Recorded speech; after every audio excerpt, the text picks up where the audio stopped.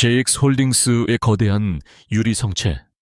그 최상층 집무실은 도시의 소음이 닿지 않는 완벽한 침묵 속에 잠겨 있었다. 강지훈 회장. 사람들은 그를 얼어붙은 성체라 불렀다. 30 중반의 나이에 거대 그룹을 이끄는 그는 감정을 드러내지 않는 무표정과 한치의 오차도 없는 전략적 사고로 유명했다. 그의 결정은 언제나 냉철했고 그 과정에서 인간적인 동요란 찾아볼 수 없었다. 지금 그의 앞에는 서울의 마지막 남은 거대한 슬럼과 7구역, 재개발 프로젝트의 보고서가 놓여 있었다. 수조 원이 걸린 사업이었지만 그보다 더 복잡한 이해관계가 얽혀 있었다. 원주민들의 거센 반발, 그들 뒤에 숨은 정체불명의 세력, 그리고 이사회의 미묘한 기류까지. 지훈은 보고서의 숫자들 너머에 있는 무언가를 꿰뚫어 보고 있었다. 박 부회장 쪽의 움직임은 어떻지? 지훈이 허공에 대고 묻는 듯 말하자 그림자처럼 서 있던 한 실장이 즉각 대답했다. 여전히 현장 용역들을 통해 주민들을 압박하는 것으로 보입니다. 다만 표면적으로는 시와 무관한 하청업체의 독단적인 행동으로 위장하고 있습니다. 지훈의 미간이 미세하게 좁혀졌다. 박태준 부회장, 그의 야심 많고 능구렁이 같은 숙부뻘 되는 임원이었다. 지훈은 자리에서 일어났다. 통유리창 너머로 도시의 스카이라인이 펼쳐졌지만 그의 시선은 훨씬 더 낮고 어두운 곳을 향해 있었다. 차를 준비해 직접 가봐야겠다. 한 실장의 눈이 순간 놀라움으로 커졌지만 그는 이내 고개를 숙였다. 강지훈 회장이 직접 현장에 나서는 것은 극히 이례적인 일이었다. 그만큼 7구역의 상황이 그의 심기를 건드렸다는 뜻이었다. 검은색 방탄 세단이 7구역의 초입에 멈춰 섰다. 고급스러운 차량은 금방이라도 무너질 듯한 낡은 건물들과 극명한 대조를 이루었다. 차에서 내린 지훈의 모습에 주변의 시선이 집중됐다. 완벽하게 재단된 수트 흐트러짐 없는 머리카락, 그리고 모든 것을 꿰뚫어 보는 듯한 차가운 눈빛. 그는 주변의 소란이나 적대적인 시선 따위는 아랑곳하지 않고 재개발 예정지의 중심으로 걸어 들어갔다. 현장은 예상보다 훨씬 더 혼란스러웠다. 곳곳에 붉은 페인트로 휘갈겨 쓴 구호들이 보였고 주민으로 보이는 이들과 건장한 체격의 용역 깡패들이 대치하고 있었다. 욕설과 고성이 오갔고 금방이라도 물리적인 충돌이 벌어질 듯한 일촉즉발의 상황이었다. 지훈은 이 모든 혼란의 배후에 박태준의 탐욕이 도사리고 있음을 직감했다. 그는 이 불필요한 마찰을 끝내고 사업을 자신의 방식대로 깨끗하게 처리할 생각이었다. 그때였다. 그의 시선이 한 곳에 고정되었다. 대치하고 있는 무리들 사이 어른들의 틈바구니에서 유독 눈에 띄는 작은 아이가 있었다. 5살이나 되었을까. 아이는 더러워진 티셔츠 차림이었지만 그 작은 몸 어디에서도 두려움이나 위축된 기색을 찾아볼 수 없었다. 오히려 아이는 자신보다 머리 2개는 더 큰 용역 깡패를 똑바로 노려보고 있었다. 꼬마야, 여긴 애들 놀이터가 아니야. 엄마 조지나 더 먹고 와라. 깡패 중 하나가 험악한 얼굴로 아이를 위협했다. 아이 주변의 어른들이 아이를 뒤로 숨기려 했지만 아이는 꿈쩍도 하지 않았다. 지훈은 흥미롭다는 듯 그러나 여전히 무표정한 얼굴로 그 광경을 지켜보았다. 저런 절박한 상황에서 아이가 보일 수 있는 반응은 울음을 터뜨리거나 겁에 질려 도망치는 것이 보통이었다. 하지만 아이는 달랐다. 아이는 깡패의 위협적인 말을 듣고도 눈 하나 깜빡하지 않았다. 대신 작은 입술을 꾹 다물고 무언가를 골똘히 생각하는 듯했다. 마치 이 복잡하고 위험한 상황을 분석하고 다음 수를 계산하는 어른처럼. 지훈은 자신도 모르게 발걸음을 멈췄다. 아이의 그 초연한 태도가 기묘하게도 익숙하게 느껴졌다. 바로 그 순간 아이가 무의식적인 행동을 취했다. 아주 작고 빠른 동작이었다. 아이는 오른쪽 검지손가락을 들어 자신의 오른쪽 관자놀이를 정확히 2번 톡톡 두드렸다. 그것은 무언가에 극도로 집중하거나 복잡한 계산을 할 때 나오는 지훈 자신만이 가진 아주 사적이고 독특한 버릇이었다. 세상 그 누구도 알지 못하는 오직 강지훈 그 자신만의 버릇. 시간이 멎었다. 지훈의 머릿속이 하얗게 비어버렸다. 주변의 모든 소음이 사라지고 그의 시야에는 오직 저 작은 아이의 손동작만이 확대되어 보였다. 불가능한 일이었다. 우연의 일치라고 하기에는 너무나도 정확했다. 수십 년간 자신의 일부였던 그 비밀스러운 습관을 생전 처음 보는 저 작은 아이가 똑같이 따라하고 있었다. 지훈의 얼어붙은 성체에 거대한 균열이 가기 시작했다. 그의 심장이 평생 느껴보지 못한 속도로 거칠게 고동쳤다. 그는 아이의 얼굴을 다시 자세히 뜯어보았다. 굳게 담은 입술 상황을 꿰뚫어 보는 듯한 날카로운 눈매. 그리고 그 안에 담긴 고집스러운 기색. 그것은 거울을 보는 듯했다. 자신의 어린 시절을 그리고 지금의 자신을 그대로 축소해 놓은 듯한 모습이었다. 아니야, 설마. 그의 입에서 신음 같은 소리가 새어나왔다. 기억의 파편들이 거센 폭풍처럼 그의 뇌리를 스쳐 지나갔다. 7년 전 그가 JX 홀딩스의 후계자 자리를 놓고 가장 치열한 싸움을 벌이던 시기. 그의 유일한 약점이었던 여자. 그를 지키기 위해 홀연히 사라져야 했던 그녀 서유진. 그녀가 마지막으로 남겼던 말이 기억났다. 당신의 세계는 나 같은 사람이 감당할 수 없어요. 지우는 아이에게서 시선을 떼지 못한 채 천천히 아이의 뒤편에 서 있는 한 여자를 바라보았다. 아이를 보호하려는 듯 필사적으로 감싸 안고 있는 여자.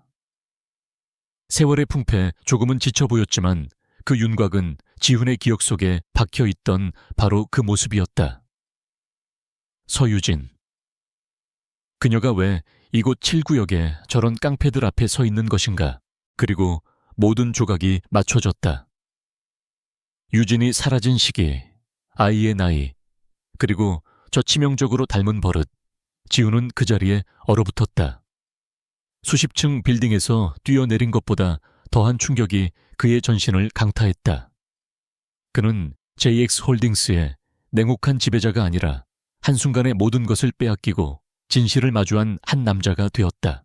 그의 무감각했던 입술이 거의 들리지 않을 정도로 작게 움직였다. 그러나 그 말은 그의 영혼 전체를 뒤흔드는 거대한 외침이었다. 그 아이, 내 아들이다. 강지훈의 얼어붙었던 몸이 움직이기 시작했다. 그것은 폭발적인 동작이 아니었다. 오히려 느리고 육중했다. 마치 잠자던 거대한 빙하가 깨어나 중력의 법칙에 따라 움직이기 시작하는 듯했다. 그의 발걸음 하나하나에 7구역의 혼란스럽던 공기가 무겁게 가라앉았다. 욕설을 내뱉던 용역 깡패들의 시선이 그에게로 향했다. 그의 존재감은 즉각적이고 압도적이었다. 값비싼 맞춤 정장이나 흠잡을 데 없는 외모 때문만이 아니었다. 그의 눈빛 모든 감정이 제거된 채 오직 목적만을 담고 있는 그 차가운 시선이 깡패들의 본능적인 공격성을 억눌렀다. 한 실장이 지훈의 반보 뒤에서 그림자처럼 따랐고 보이지 않는 곳에서 JX의 경호 인력들이 조용히 포위망을 좁혔다. 멈춰. 지훈의 목소리는 낮고 조용했지만 시장 바닥에 소음을 뚫고 모든 이의 귀에 명확하게 박혔다. 깡패들의 우두머리 격인 사내가 침을 뱉으며 나섰다. 뭐야, 이 새끼는 재수 없게 양복 입고 와서. 그러나 그의 말은 끝을 맺지 못했다. 지훈의 시선이 그를 꿰뚫었기 때문이다. 그것은 상대를 인간으로 보지 않는 그저 제거해야 할 장애물로 보는 시선이었다. 우두머리는 자신도 모르게 뒷걸음질 쳤다. 수많은 싸움을 겪었지만 이런 종류의 위압감은 처음이었다. 저 눈빛은 돈 몇 푼에 움직이는 자신들과는 격이 달랐다. 진짜 피와 권력을 만져본 자의 눈빛이었다. 한 실장이 조용히 앞으로 나서며 자신의 재킷 안쪽을 살짝 열어 보였다. 그곳에 자리한 통신 장비와 딱딱한 무언가의 윤곽이 깡패들에게 그들이 건드려서는 안 될 상대임을 경고했다. 용역들은 슬금슬금 물러나기 시작했다. 그들의 관심사는 더 이상 주민들이 아니었다. 하지만 강지훈의 관심사 역시 용역들이 아니었다. 그의 시선은 오직 한 곳 아이를 필사적으로 끌어안고 있는 여자에게 고정되어 있었다. 서유진. 7년 만이었다. 그녀는 여전히 그의 기억 속 모습과 닮아 있었지만 세월의 고단함이 앳된 모습을 지우고 그 자리에 위태로운 강인함을 새겨 넣었다. 유진의 얼굴은 하얗게 질려 있었다. 그녀는 지훈을 보자마자 얼어붙었다. 세상에서 가장 마주치고 싶지 않았던 남자. 자신이 모든 것을 버리고 도망쳤던 이유. 그가 JX홀딩스의 회장이 되어 왜 이 지옥 같은 7구역의 한복판에 서 있단 말인가. 그녀의 첫 번째 본능은 하준을 등 뒤로 숨기는 것이었다. 이 위험한 남자로부터, 그의 위험한 세계로부터 아들을 지켜야 했다. 지훈이 그녀를 향해 한 걸음 다가갔다. 그 한 걸음에 유진은 두려움으로 질식할 것 같았다. 서유진. 그의 입에서 나온 자신의 이름은 7년 전의 다정함 대신 모든 것을 확인하려는 듯한 차가운 칼날이 되어 심장을 찔렀다. 유진은 입술을 깨물었다. 목소리가 나오지 않았다. 여기서 뭘 하는 거예요? 간신히 짜낸 목소리는 심하게 떨리고 있었다. 지훈은 대답하지 않았다. 그의 시선은 유진의 등 뒤에 숨어 그러나 여전히 호기심과 경계심을 거두지 않고 자신을 훔쳐보는 작은 아이에게 향했다. 아이의 눈이 지훈의 눈과 마주쳤다. 지훈은 아이에게서 자신과 똑같은 결코 굴복하지 않는 눈빛을 보았다. 내 질문에 먼저 대답해. 지훈이 말했다. 그의 목소리는 낮게 가라앉았다. 저 아이, 내 아들인가? 그 질문은 폭탄과도 같았다. 유진의 눈에서 와르르 눈물이 쏟아질 것 같았지만 그녀는 필사적으로 참아냈다. 여기서 무너질 수는 없었다. 당신과는 상관없는 아이예요. 내 아들이에요. 그것만 알면 돼요. 그녀는 하준의 손을 잡고 돌아서려 했다. 하지만 지훈이 그녀의 팔을 붙잡았다. 그의 소나기 힘은 강철처럼 단단했지만 이상하게도 떨리고 있었다. 벼르. 지훈이 한 단어를 내뱉었다. 아이가 내 버릇을 가지고 있어. 유진의 몸이 굳었다. 그녀도 알고 있었다. 하준이 생각에 잠길 때마다 관자놀이를 두드리는 그 이상한 버릇. 그녀는 그것이 누구에게서 왔는지 애써 외면해왔다. 하지만 지훈이 그것을 지적하자 7년간 쌓아 올린 방어벽이 무너져 내렸다. 왜 떠났지? 지훈이 물었다. 한 실장이 재빠르게 주변을 통제했다. 회장님 자리를 옮기시는 게 좋겠습니다. 저쪽 상가 사무실을 잠시 확보했습니다. 지훈은 유진의 팔을 놓지 않은 채 거의 끌다시피 그녀와 하준을 데리고 근처의 텅 빈 사무실로 들어갔다. 문이 닫히자 바깥의 소음이 차단되고 무거운 침묵이 세 사람을 짓눌렀다. 하준이는 이 낯선 남자를 경계하면서도 유진의 곁에 꿋꿋이 서 있었다. 유진은 더 이상 버틸 수 없었다. 당신 때문이었어. 그녀의 목소리가 터져 나왔다. 당신의 그 빌어먹을 JX홀딩스 때문에, 당신의 그 자리 때문에 지훈의 눈썹이 꿈틀했다. 7년 전 그는 아버지의 갑작스러운 죽음 이후 그룹의 경영권을 놓고 사촌과 숙부 그리고 늙은 임원들로 이루어진 연합 세력과 피비린내 나는 전쟁을 치르고 있었다. 무서운 말이지. 지훈이 추궁했다. 그들이 날 찾아왔어요. 유진이 떨리는 목소리로 고백했다. 직접 나타나진 않았죠. 언제나 익명이었어요. 내 사진, 우리 둘이 몰래 만났던 사진들. 내가 당신의 유일한 약점이라는 협박 편지들. 내가 당신 곁에 머물면 당신이 이루어온 모든 것. 당신이 지키려던 모든 것을 무너뜨리겠다고 했어요. 이앱과 기약고학과 다리금 아까기에서 그것은 물리적인 위협이 아니었다. 훨씬 더 교묘하고 잔인한 방식이었다. 그들은 유진을 스캔들로 만들어 지훈의 발목을 잡으려 했다. 후계자 전쟁에서 도덕적 흠결은 치명적이었다. 난 당신의 앞길을 막을 수 없었어요. 당신이 얼마나 그 자리를 위해 싸우고 있는지 알았으니까. 그래서 떠나야 했어요. 그녀는 지훈을 사랑했기에 그를 떠났다. 유진은 임신 사실을 알게 된 것이 떠난 직후였다고 말했다. 그녀는 혼자였다. 돌아갈 수도 없었다.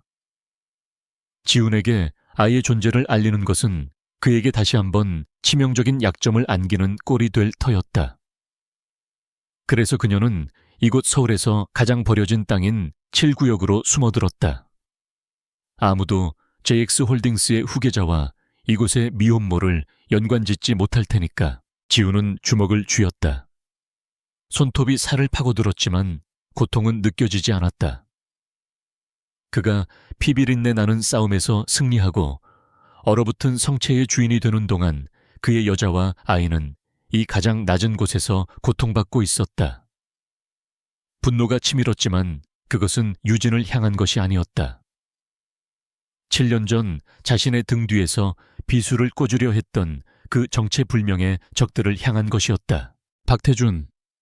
지훈의 입에서 그 이름이 나왔다. 유진이 놀란 눈으로 그를 바라보았다. 그 이름을 어떻게... 7년 전 나를 가장 위협했던 세력의 중심에 그가 있었지. 전면에 나서지는 않았지만 뒤에서 모든 것을 조종했어. 증거를 잡지 못했을 뿐. 지훈은 조각들을 맞추기 시작했다. 그리고 그는 가장 중요한 질문을 던졌다. 왜 아직도 여기에 있는 거지? 이 재개발 구역에. 사리리 이어되기르다. 유진의 얼굴에 다시 분노와 두려움이 어렸다. 여기가 내 집이니까요. 하준이와 내가 유일하게 기댈 곳이었으니까. 그런데 이제 JX홀딩스가 그것마저 빼앗으려 하고 있어요. 저 용역 깡패들, 그들이 바로 JX가 고용한 사람들이에요. 매일같이 우리를 위협하고 헐값에 이곳을 떠나라고 협박하고 있어요. 지훈의 머릿속이 차갑게 식었다. 7구역 재개발 프로젝트의 실무 총책임자는 JX건설이었고 그곳의 사장은 박태준 부회장의 직계 라인이었다. 7년 전 자신을 위협했던 바로 그 세력이 이제는 자신의 아들과 아들의 어머니를 위협하고 있었다. 박태준은 아직 모를 것이다. 그가 쫓아내려는 주민들 중에 강지훈의 피를 이은 아이가 있다는 사실을. 이것은 우연이 아니었다. 7년 전의 싸움은 끝나지 않았다. 박태준은 그룹을 손에 넣기 위해 지훈의 약점을 이용하려 했고 이제 그는 이 거대한 프로젝트를 성공시키기 위해 또다시 가장 잔인한 방식을 사용하고 있었다. 그리고 운명의 장난처럼 그의 칼날은 또다시 그리고 정확하게 지훈의 가장 연약한 곳을 향하고 있었다. 지훈은 유진과 하준을 바라보았다. 7년 동안 지켜주지 못했다. 그러나 이제는 달랐다. 얼어붙은 성체는 더 이상 자신만을 지키기 위한 요새가 아니었다. 그는 자신의 모든 힘, JX홀딩스라는 거대한 제국의 모든 것을 동원해 두 사람을 지킬 것이며 감히 자신의 것을 건드린 자들을 모조리 파멸시킬 것이다. 지훈의 눈빛이 얼음보다 차갑게 빛났다.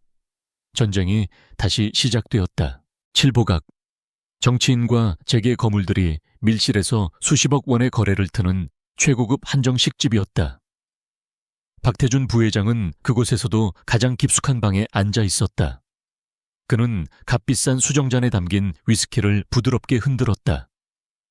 그의 얼굴에는 온화한 미소가 걸려 있었지만 그 눈빛은 방 안의 서늘한 공기보다 더 차가웠다. 그의 맞은편에는 7구역에서 소란을 피웠던 용역업체의 대표가 땀을 뻘뻘 흘리며 앉아 있었다. 이 호화로운 장소는 그가 속한 세계가 아니었다. 그래, 박 부회장이 비단처럼 부드러운 목소리로 입을 열었다. 우리의 젊으신 회장님께서 오늘 그 진흙탕에 친히 행차하셨다지. 정확히 무슨 일이 있었는지 말해보게. 사소한 것 하나 빼놓지 말고.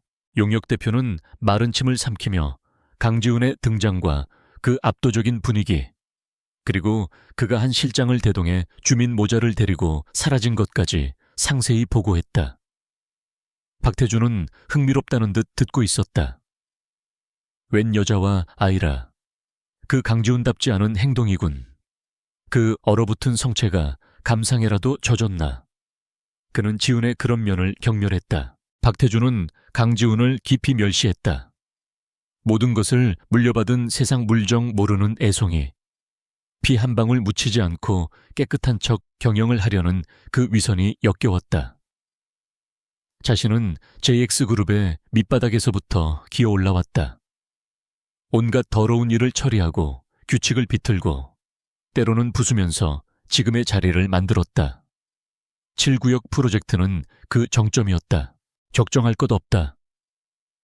박태준이 용역 대표를 안심시켰다. 회장님께서는 그저 바람을 쐬러 나온 것뿐이야. 진짜 일이라는 게 뭔지 모르시는 분이지. 하던 대로 계속해. 다만 꼬리가 잡히지 않게 더 조용히, 더 교묘하게 처리해. 그 애송이에게 명분을 주진 말자고. 그는 강지훈의 방문을 그저 일시적인 변덕이라 치부했다. 용역 대표가 물러가자 박태준의 미소는 순식간에 사라졌다. 그는 다른 번호로 전화를 걸었다. 나 박 부회장이요. 강 회장이 7구역을 쑤시고 다니는군. 이중 장부들 다시 한번 정리하고 자금 세탁 라인도 점검해. 그리고 그 여자와 아이의 신원을 좀 알아봐. 강지훈이 직접 챙겼다는 게 조금 마음에 걸려. 그는 만에 하나를 대비하는 치밀함을 잊지 않았다. 한편 강지훈의 방탄세단은 도시의 불빛 속을 소리 없이 미끄러지고 있었다. 차 안의 공기는 얼음장처럼 차가웠다. 유진은 잠든 하준을 끌어안은 채 굳어 있었고, 지우는 창밖을 응시하며 7년간의 공백과 눈앞의 위협을 동시에 재구성하고 있었다. 그의 분노는 조용했지만 모든 것을 태워버릴 듯이 뜨거웠다. 한 실장. 지훈의 목소리가 낮게 울렸다. 향후 72시간 내 모든 공식 일정을 취소해. 경로는 블루하우스로 변경한다. 알파팀 전원 즉시 블루하우스로 배치해. 내 직접적인 허가 없이는 개미 한 마리도 들여보내거나 내보내지 마. 블루하우스는 그의 사적인 펜트하우스이자 최첨단 보안 시스템을 갖춘 요새였다. 그는 유진을 돌아보았다. 하준을 바라보는 그의 시선은 아주 미세하게 흔들렸지만 유진을 향한 목소리는 다시 단단해졌다. 당신도 하준이도 안전하지 않아. 지금 이 순간부터 내 지시에 정확히 따라야 해. 이건 부탁이 아니야, 서유진. 생존을 위한 필수 조건이야. 유진은 그 단호함에 숨이 막혔다. 또다시 당신의 그 성벽 안으로 들어가라고요. 유진의 목소리가 절박하게 떨렸다. 내가 도망쳤던 그 세계잖아요. 난 하준이를 당신의 적들에게 쫓기는 황금 새장 속에서 키우고 싶지 않아요.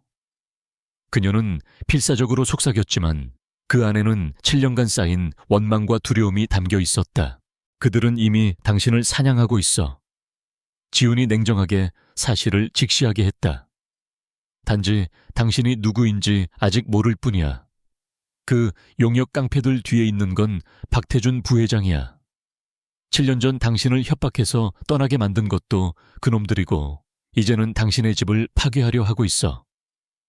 이게 우연이라고 생각해 유진은 입술을 깨물었다. 블루하우스는 집이라기보다는 전략사령부에 가까웠다.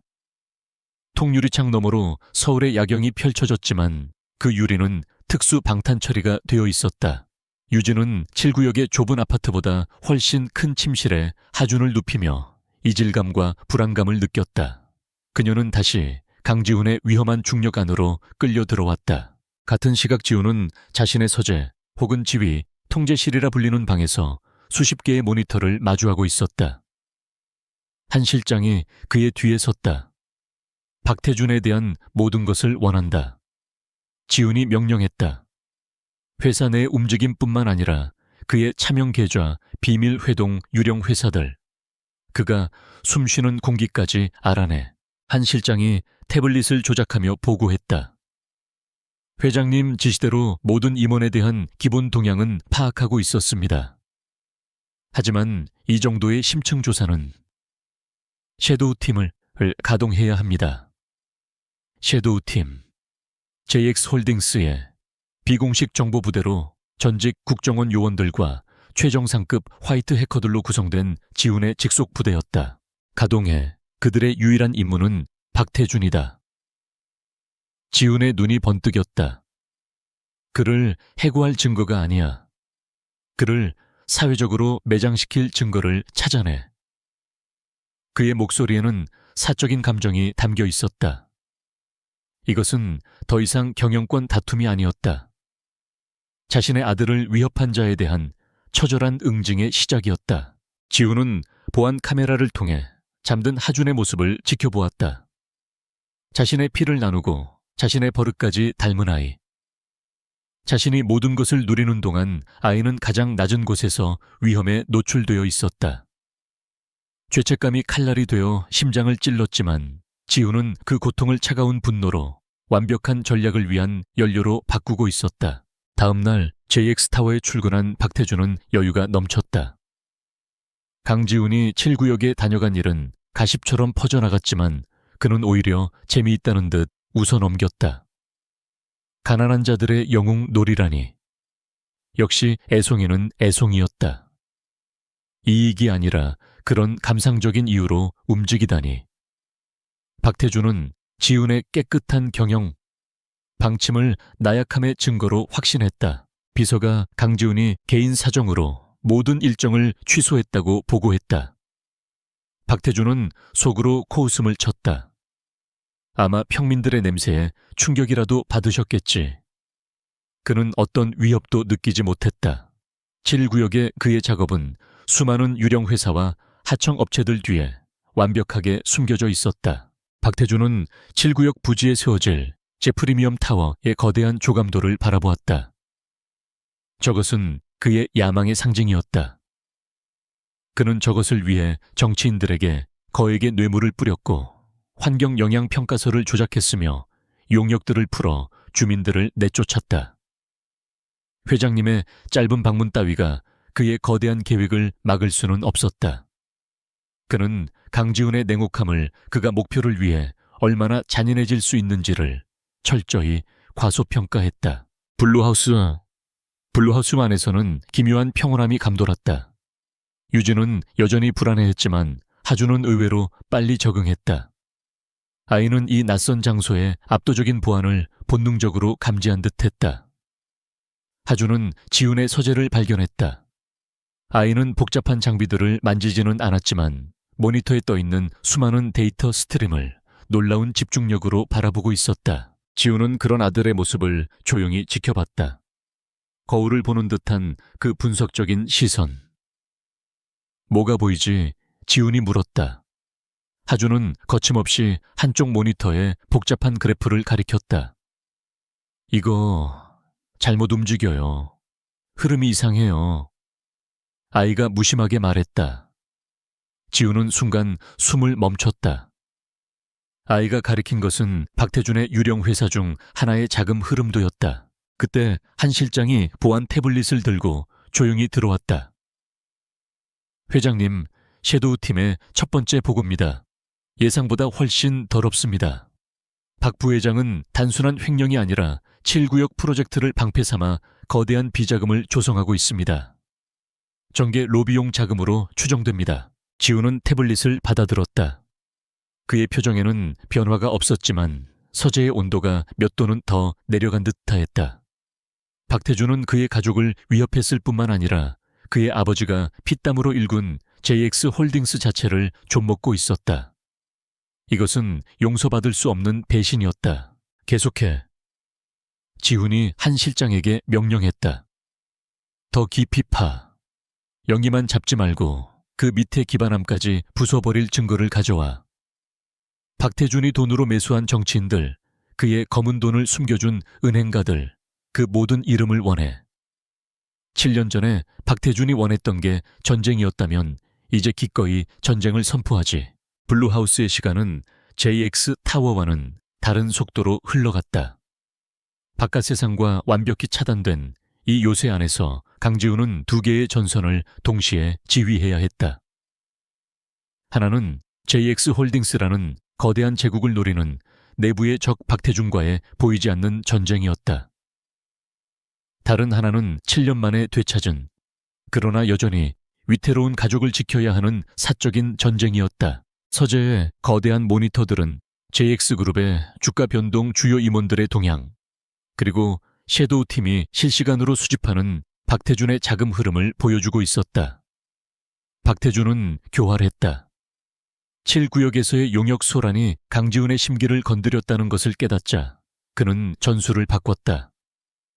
노골적인 압박 대신 JX건설의 주가를 교묘하게 흔들기 시작했다. 그는 JX건설과 연결된 하청업체 몇 개를 고의로 부도 위기에 몰아넣었다. 7구역 프로젝트에 대한 부정적인 여론을 부추기는 익명의 기사들이 미디어에 스며들기 시작했다. 이 모든 것은 겉보기에는 정상적인 시장의 부침처럼 보였지만 지훈은 그 흐름의 배후에 박태준의 탐욕스러운 손가락이 있음을 알았다. 한 실장, 박 부회장이 흔드는 하청업체들 우리가 역으로 인수할 준비를 해. 그가 JNC 캐피탈을 통해 자금을 돌리고 있을 거다. 섀도우 팀에게 JNC의 거래 내역을 30분 단위로 보고하라고 해. 지훈은 냉정하게 지시를 내렸다. 그는 박태준이 파놓은 함정을 그대로 되돌려주어 그의 자금줄을 쥘 생각이었다. 이 거대한 체스판에서 한순간의 실수도 용납되지 않았다. 하지만 지훈의 집중력은 예전 같지 않았다. 그의 시선은 주기적으로 서재 문틈으로 새어나가는 작은 소리에 혹은 하준이 잠든 방의 보안 카메라 영상에 가 닿았다. 얼어붙은 성체라는 그의 별명은 감정이 없어서가 아니라 감정을 완벽하게 통제했기 때문에 붙여진 것이었다. 그러나 하준이라는 존재는 그의 통제 시스템을 교란시키는 유일한 변수였다. 그는 서재를 나와 거실로 향했다.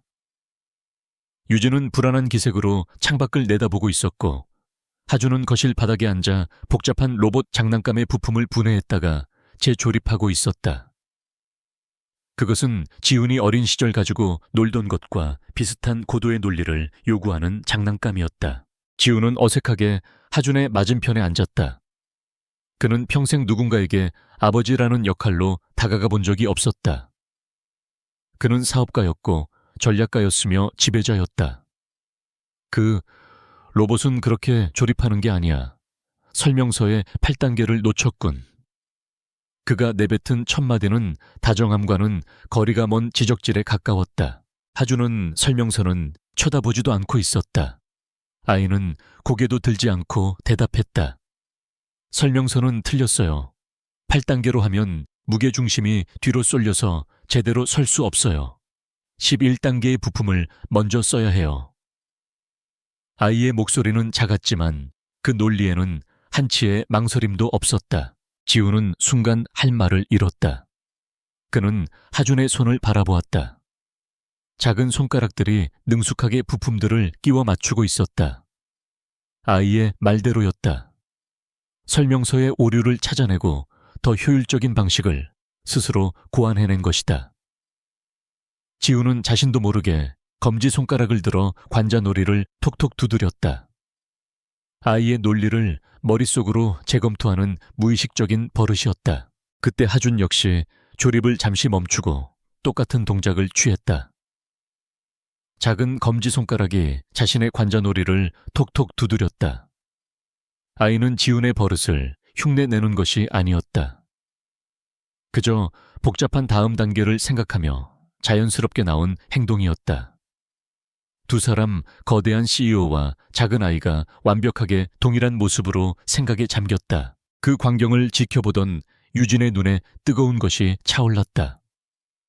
그녀는 지난 7년간 이 아이가 얼마나 특별한지, 얼마나 강지훈을 닮았는지 애써 외면해왔다. 이 기묘한 버릇, 논리적인 사고방식, 그리고 결코 꺾이지 않는 고집까지.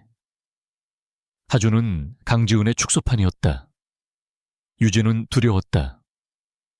이 강력한 유대가 아이를 아버지의 위험한 세계로 더 깊숙이 끌어들일까봐 지훈은 하준에게서 시선을 떼지 못했다. 그는 낯선 감정에 휩싸였다. 그것은 단순한 혈연에 대한 감동이 아니었다. 자신과 같은 종류의 존재를 만난 것에 대한 기묘한 동질감, 그리고 그 존재가 자신의 아들이라는 사실에 대한 뒤늦은 깨달음이었다. 그는 아이에게 무언가를 가르칠 필요가 없었다.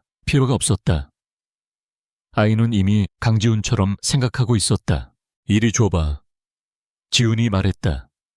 그는 하준의 옆에 나란히 앉아 로봇의 다른 쪽 팔을 조립하기 시작했다. 두 사람은 한마디 말도 나누지 않았다.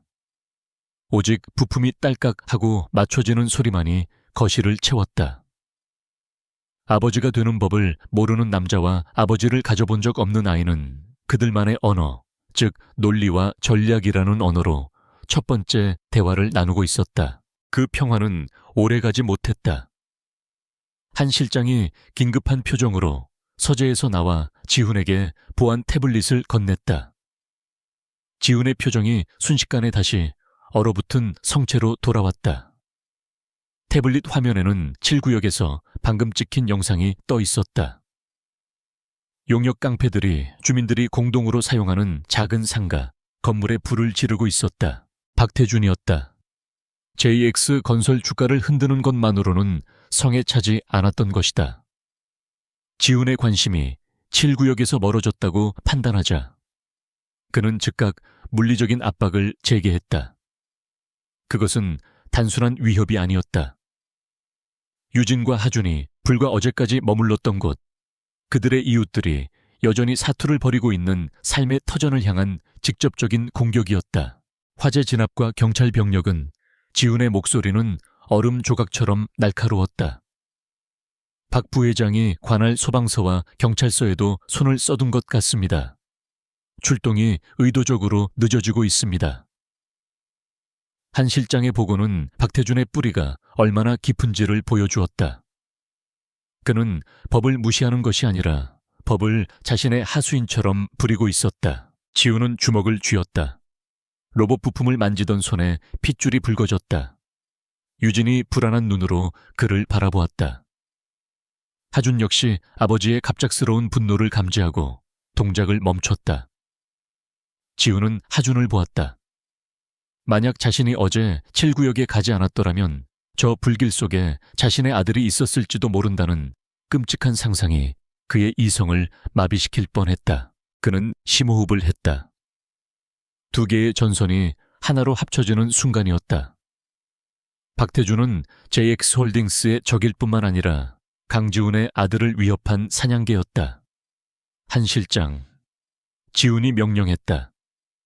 JX의 법무팀이 아니라 블랙워터, 로펌의 최고 변호인단을 움직여 7구역 주민들을 위한 긴급금지 명령과 손해배상소송을 즉각 제기해.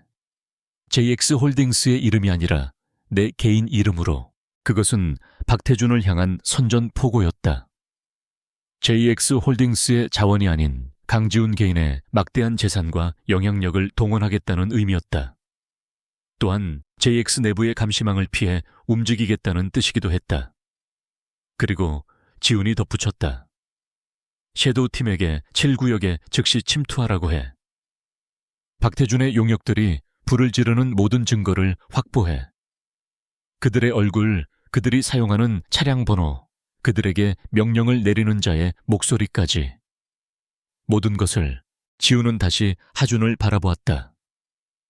아이는 겁에 질린 대신 오히려 아버지가 내뿜는 차가운 분노와 결단력을 호기심 어린 눈으로 관찰하고 있었다.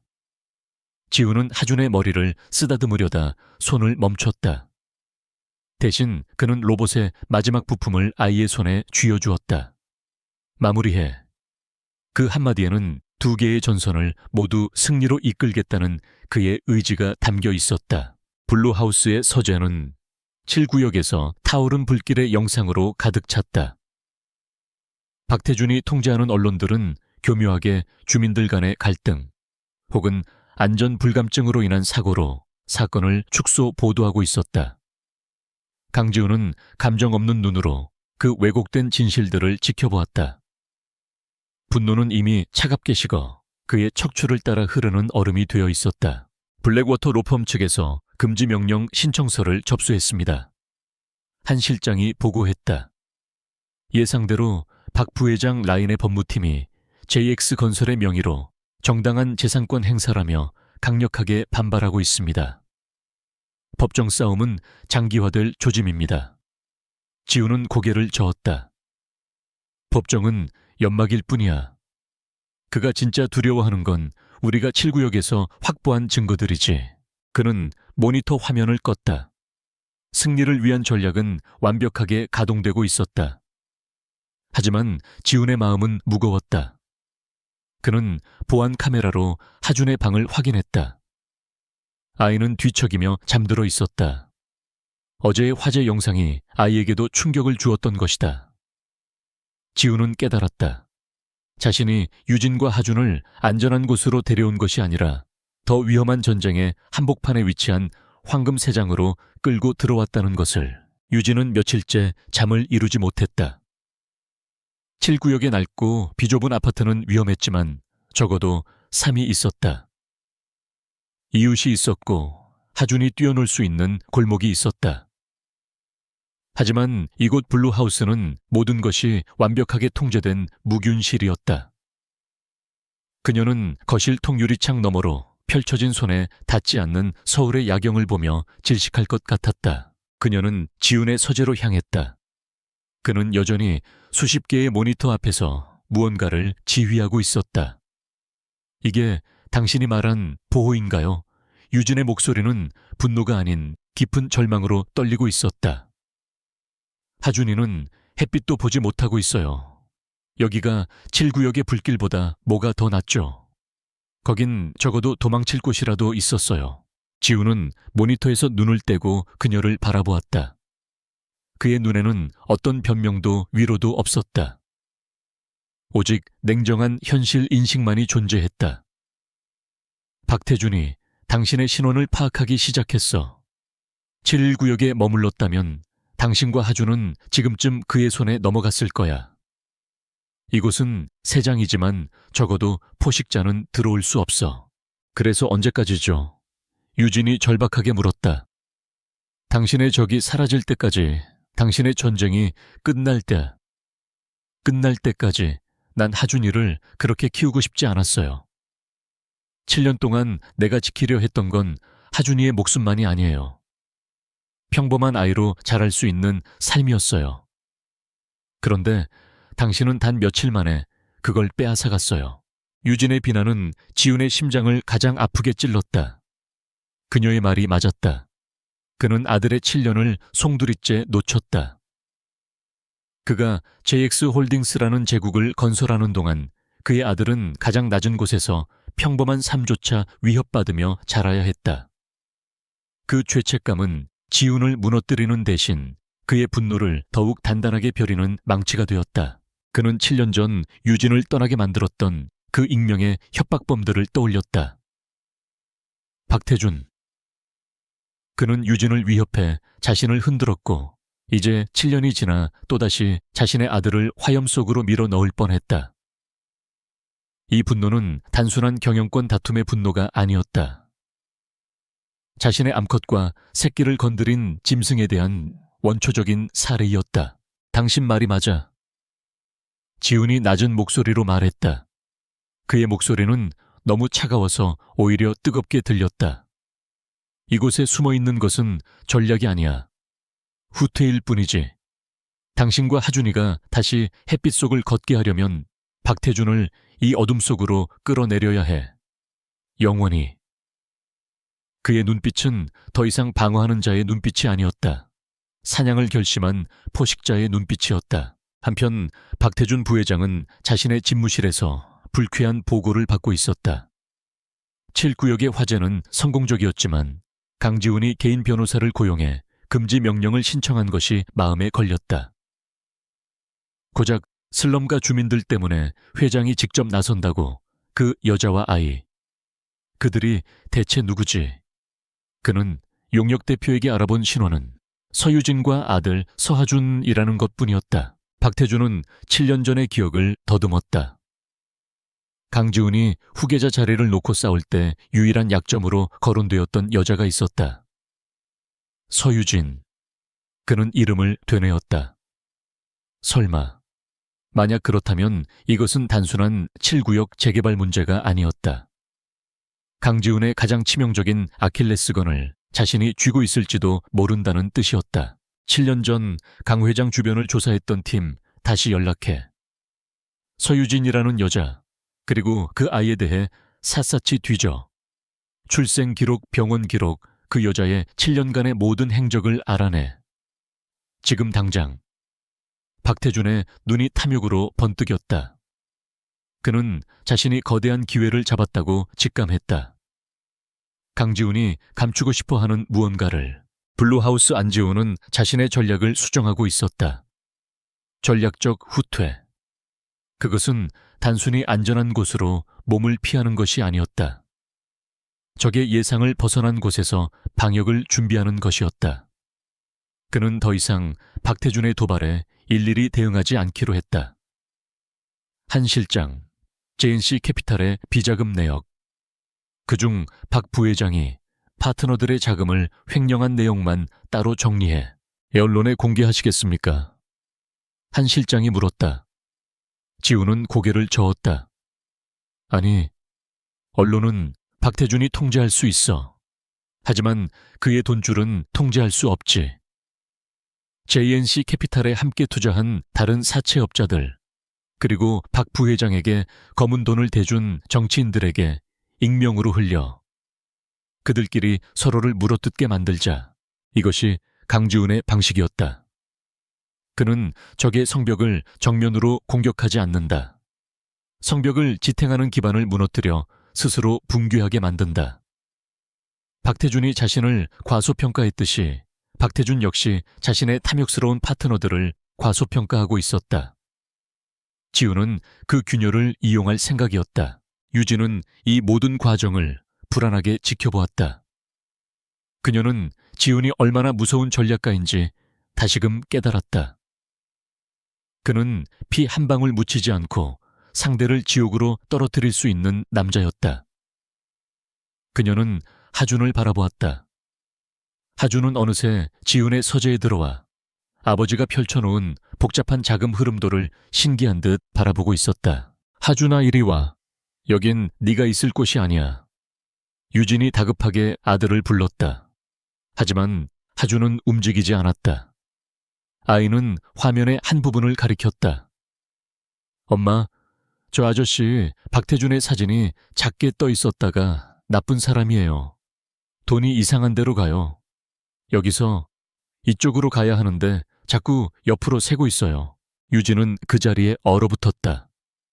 하준은 복잡한 비자금 차트의 핵심적인 오류, 즉 박태준의 횡령 경로를 정확히 짚어내고 있었다. 지훈이 아들을 바라보았다. 그의 얼어붙었던 눈에 처음으로 기묘한 감정이 스쳤다. 그것은 자부심과 동시에 유진이 그토록 두려워하던 동질감이었다. 유진은 공포에 질렸다. 그녀의 아들이 아버지의 위험한 세계에 매혹되기 시작했다. 박태준 부회장의 집무실은 승리자의 전리품으로 가득 찼지만 지금 그의 얼굴에 떠오른 미소만큼 값비싼 것은 없었다. 그의 책상 위에는 얇은 보고서 한 부가 놓여 있었다. 7년 전 강지훈의 약점을 캤던 그 사설 정보팀이 일주일 만에 가져온 결과물이었다. 그들은 불법적인 해킹과 사생활 침해를 서슴지 않고 7년의 공백을 파고들었다. 팀장이 마른 침을 삼키며 보고서의 마지막 장을 넘겼다. 서유진, 7년 전 2월 잠적했습니다. 그리고 7년 전 10월 경기도 외곽의 한 작은 병원에서 아들을 출산했습니다. 산모 이름은 가명을 썼지만 저희가 병원 데이터베이스를 복원해 대조한 결과 서유진이 확실합니다. 팀장은 박태준의 눈치를 살폈다. 아이 이름은 서하준. 7구역의 낡은 아파트에서 서유진과 단둘이 거주. 아비는 불명입니다. 박태준은 천천히 고개를 끄덕였다. 그의 입가에 걸린 미소는 얼음장처럼 차가웠다. 아비가 불명이라고? 아니, 나는 그 아비가 누군지 정확히 알 것 같군. 그는 7년 전 강지훈이 후계자 자리를 놓고 싸울 때 유일하게 흔들렸던 그 순간을 기억했다. 강지훈, 그 얼어붙은 성체에 숨겨진 비밀의 방이 있었군. 박태준은 자리에서 일어나 창밖을 내다보았다. JX타워가 발 아래에 있었지만 그는 이미 JX 전체를 손에 넣은 듯한 희열에 휩싸였다. 그가 그토록 경멸했던 애송이, 깨끗한 척하던 위선자가 감히 후계자를, 사생아를 숨기고 있었다. 이것은 신이 내린 기회야. 박태준이 중얼거렸다.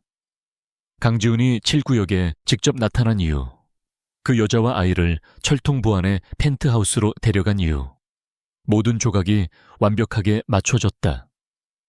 그는 강지훈이 후퇴했다고 자신의 약점을 지키기 위해 성벽 뒤로 숨었다고 확신했다. 그는 지훈의 냉혹한 전략을 공포심으로 오판했다. 강지훈은 저 아이를 지키기 위해서라면 JX홀딩스라도 내놓을 거다. 그는 자신의 부하 7구역의 실무 책임자에게 전화를 걸었다. 그의 목소리는 뱀처럼 부드럽고 치명적이었다. 우리의 젊은 회장님께서 7구역에 지대한 관심을 보이고 계시지.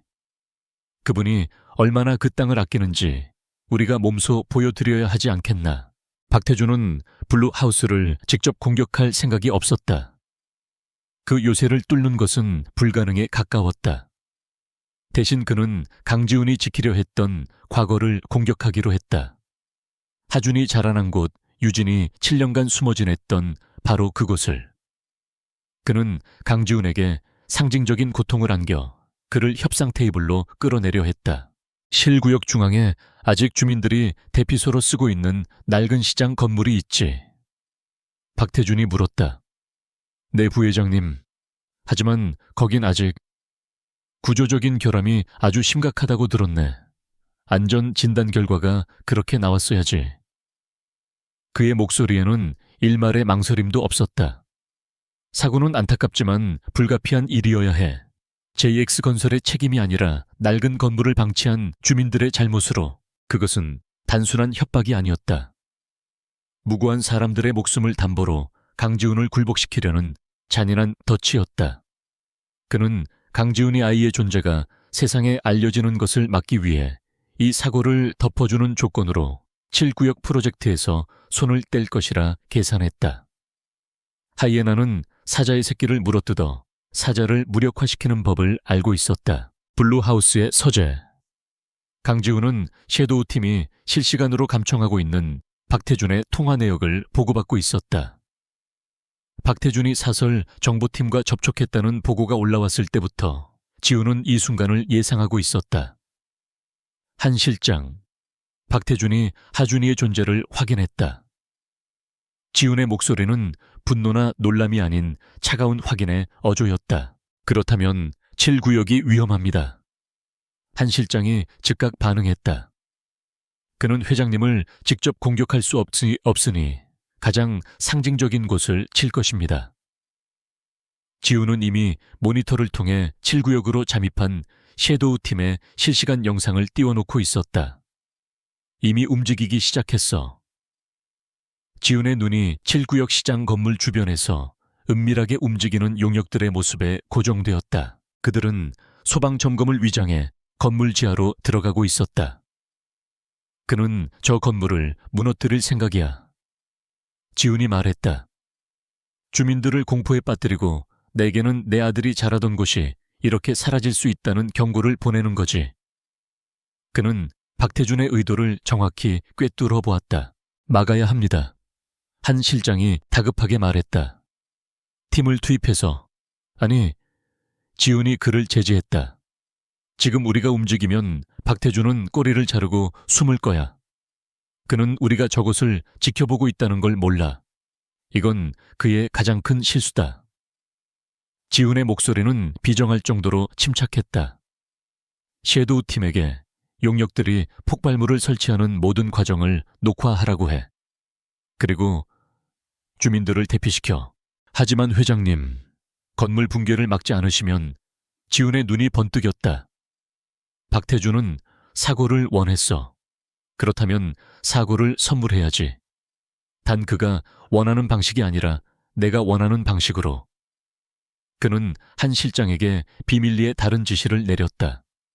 박태준의 덫을 역이용할 더 무서운 계획이었다. 몇 시간 뒤 해가 질 무렵 7구역 시장 건물 지하에서 조작된 가스 누출 경보가 요란하게 울렸다. 섀도우 팀이 설치한 경보였다. 건물 안에 남아있던 주민들이 비명을 지르며 밖으로 뛰쳐나왔다. 용역들은 당황했다. 계획에 없던 소란이었다. 그들이 상황을 파악하기도 전에 건물 지하에서 그들이 설치한 소형 폭발물이 터졌다. 폭발음은 크지 않았지만 이미 약해질 대로 약해진 건물의 기둥을 무너뜨리기엔 충분했다.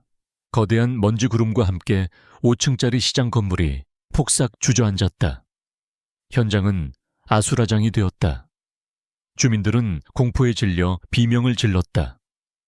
박태준이 원했던 바로 그 사고 현장이었다. 박태준은 자신의 사무실에서 이 소식을 보고받고 만족스러운 미소를 지었다. 사상자는 가스 누출 경보 때문에 주민들이 미리 대피해서 다행히 사망자는 없습니다. 부상자만 몇 명, 멍청한 놈들. 박태준이 버럭 소리를 질렀다. 경보는 왜 울린 거야 하지만 뭐 좋아. 건물은 무너졌으니까. 강지훈에게 충분한 경고가 됐을 거다. 그는 즉시 언론 플레이를 지시했다. JX홀딩스의 무리한 재개발 시도 결국 참사 불렀나. 강 회장 방문 이후에도 계속되는 7구역의 비극. 그는 이 모든 책임을 강지훈에게 돌릴 준비를 마쳤다. 그는 이제 강지훈이 백기를 들고 자신에게 연락해오기만을 기다렸다. 블루하우스.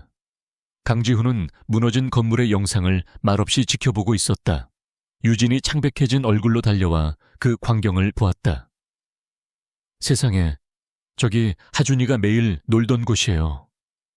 그녀의 목소리가 떨렸다. 지훈은 대답 대신 섀도우 팀이 건물 붕괴 직전 촬영한 다른 영상을 틀었다. 영상 속에는 박태준의 용역들이 폭발물을 설치하는 장면, 그들의 대화 내용, 그리고 그들이 J건설의 법인카드로 장비를 구매한 영수증까지 모든 것이 선명하게 담겨 있었다.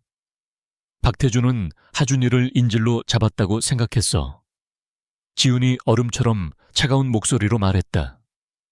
그는 나를 협박하기 위해 무고한 사람들을 해치려 했지. 유진은 지훈의 눈을 바라보았다. 그곳에는 더 이상 7년 전의 죄책감이나 망설임은 없었다. 오직 적을 향한 절대적인 확신과 냉혹한 결단만이 남아있었다. 그는 하이에나처럼 내 아들의 과거를 물어뜯으려 했어. 하지만 그 대가로 자신의 미래를 모두 잃게 될 거야. 지훈의 계획은 단순한 복수가 아니었다. 그것은 완벽한 파멸의 서막이었다. 박태준의 함정은 보기 좋게 역으로 작동했다. 박태준 부회장은 승리에 도취해 있었다. 7구역 시장 건물의 붕괴는 그의 계획대로 비극적인 사고로 완벽하게 포장되었다. 언론은 JX홀딩스의 안일한 대처와 강지훈 회장의 무능을 질타하는 기사를 쏟아냈다. 그는 이제 강지훈이 백기를 들고 아들의 존재를 덮어주는 대가로 7구역의 모든 이권을 넘기라는 전화를 걸어오기만을 기다리고 있었다. 그는 강지훈이 쥐고 있는 증거, 즉 폭발물 설치 영상의 존재를 까맣게 모르고 있었다. 그는 자신의 함정이 완벽하게 작동했다고 믿었다. 자신의 손에 회장의 사생아라는 JX 전체를 뒤흔들 수 있는 카드를 쥐고 있다고 확신했다. 강지훈이 감히 자신에게 방역할 리 없다고 여겼다. 그 오만함이 그의 눈을 멀게 했다. 하지만 블루하우스의 지휘 통제실은 전쟁의 심장부처럼 차갑게 뛰고 있었다. 강지훈은 무너진 건물의 영상 따위는 더 이상 보고 있지 않았다. 그의 앞에는 거대한 빙산의 수면 아래, 즉 박태준이 수십 년간 구축해온 검은 돈의 네트워크가 낱낱이 펼쳐져 있었다. 7구역은 그 빙산의 일각에 불과했다. 한 실장. 지훈이 모니터를 가리켰다. 박태준이 지금 의지하고 있는 것은 7구역의 용역들이 아니야. 저 JNC 캐피탈, 그리고 그와 연결된 정치권의 비호 세력이지. 저것이 그의 본체다. 지훈은 7구역의 폭발 증거를 즉시 터뜨리지 않았다. 그것은 마지막 확인 사살용 카드였다. 지금은 적의 본체를 마비시킬 때였다. 섀도팀 JNC 캐피탈에 투자한 박태준의 파트너들에게 약속했던 선물을 배달했나? 지훈이 물었다. 한 실장은 고개를 끄덕였다. 네 회장님, JNC 캐피탈의 내부 장부. 그 중에서도 박태준이 파트너들의 자금을 빼돌려 개인 비자금으로 조성한 내용만 정확히 발췌하여 각 투자자에게 익명으로 발송했습니다. 그 투자자들은 합법적인 금융가들이 아니었다. 그들은 박태준만큼이나 어쩌면 그보다 더 잔인한 사채업자들이자 어둠의 돈줄이었다. 그들에게 신뢰란 없었다. 오직 이익과 배신만이 존재할 뿐이었다. 강지훈은 그들의 탐욕과 의심을 이용했다.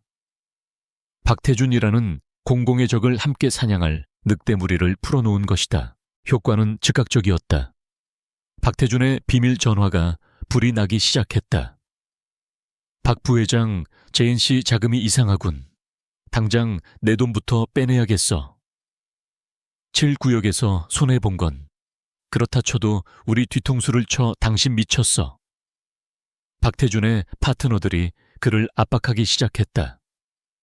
그들은 자신들의 돈이 박태준의 탐욕에 의해 공중분해될까봐 두려워했다. 박태준은 당황했다. 그는 7구역 붕괴 사고를 수습하고 강지훈을 압박하는 데 모든 신경이 쏠려 있었다. 그런데 갑자기 자신의 가장 든든한 돈줄이던 JNC 캐피탈이 흔들리기 시작했다. 그는 이 모든 것이 강지훈의 방역이라는 것을 꿈에도 생각지 못했다. 그저 내부의 배신자가 장부를 유출했다고만 생각했다.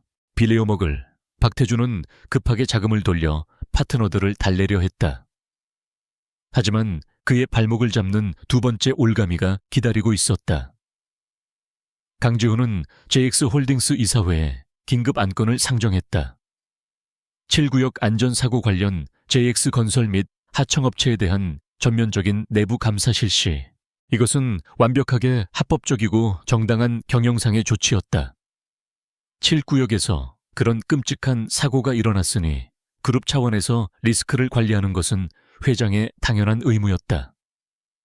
이사진 중 누구도 반대할 명분이 없었다. 심지어 박태준 라인의 이사들조차 침묵할 수밖에 없었다. 박태준은 이 소식을 듣고 피가 거꾸로 솟는 것 같았다. 내부감사 그것은 사형 선고나 다름없었다. JX건설은 그의 왕국이었고 그곳은 7구역 프로젝트를 위한 비자금과 유령 회사들의 온상이었다. 감사가 시작되면 그의 모든 검은 돈의 흐름이 드러나게 될 터였다. 그는 절박해졌다. 그는 JX건설의 장부를 조작하고 자금을 은폐할 시간이 필요했다. 그는 파트너들의 압박을 피하면서 동시에 감사를 방해해야 했다. 그는 서둘러 JX건설의 계좌에 있던 비자금을 해외의 여러 차명 계좌로 분산시키기 시작했다. 바로 그것이 강지훈이 파놓은 함정의 마지막 단계였다. 자, 봤습니다. 블루하우스의 섀도우팀 해커가 외쳤다. 박태준이 움직입니다. 스위스 케이맨 제도, 싱가포르. 5분 만에 12개의 계좌로 자금을 쪼개고 있습니다. 지훈은 차가운 미소를 지었다. 그가 직접 길을 알려주는군. JNC 캐피탈에서 횡령한 자금이 J건설의 비자금이 되어 이제 그의 개인 은닉 계좌로 흘러 들어가는 저 완벽한 경로를 박태준은 살아남기 위해 발버둥 쳤지만 그럴수록 그의 모든 범죄 행위는 꼬리에 꼬리를 물고 하나의 거대한 증거가 되어 디지털 기록으로 남고 있었다. 섀도우 팀은 그가 허둥지둥 움직이는 돈의 흐름을 하나도 빠짐없이 추적하고 기록했다. 빙산의 수면 아래 감춰져 있던 거대한 몸체가 드디어 그 전모를 드러낸 순간이었다. 지우는 박태준을 심리적으로도 압박했다. 그는 박태준을 제외한 JX홀딩스의 모든 핵심 이사들과 개별적으로 비공개 면담을 가졌다. 7구역 감사의 민감성을 이유로 들었지만 이는 박태준이 고립되었다는 명확한 신호였다. 박태준에게 뇌물을 받았던 정치인들은 그에게서 익명의 경고, JNC, 장부 사본을 받자마자 그의 전화를 피하기 시작했다. 박태준은 자신의 집무실에 홀로 앉아 위스키를 들이켰다. 모든 것이 무너지고 있었다.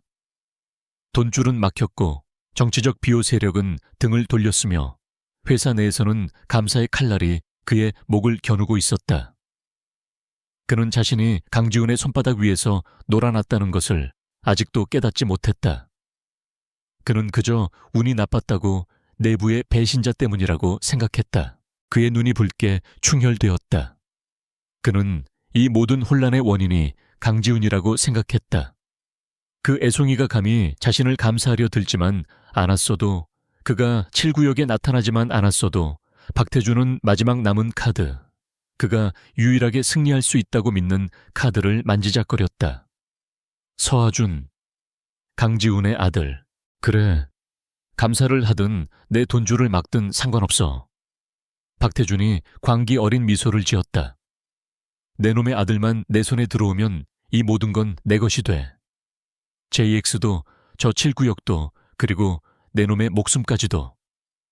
그는 자신이 완벽하게 고립되었고 더 이상 잃을 것이 없다는 사실을 깨닫지 못했다. 블루하우스, 다스. 유진은 불안한 눈빛으로 서재의 문을 열었다.